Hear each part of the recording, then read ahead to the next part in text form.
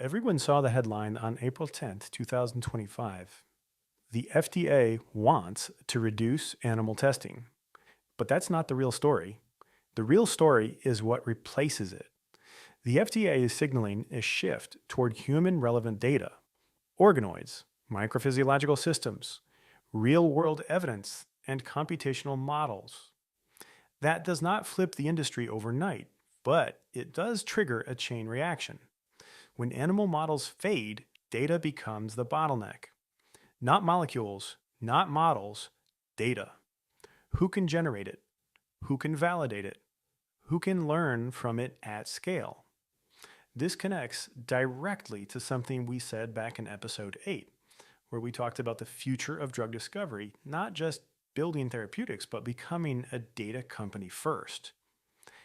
And this FDA roadmap multiplies the consequences. More human data means more complexity. More complexity means more infrastructure.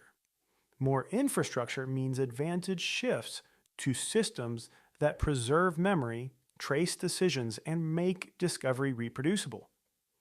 The winners will not just run better pipelines, they will run better data engines.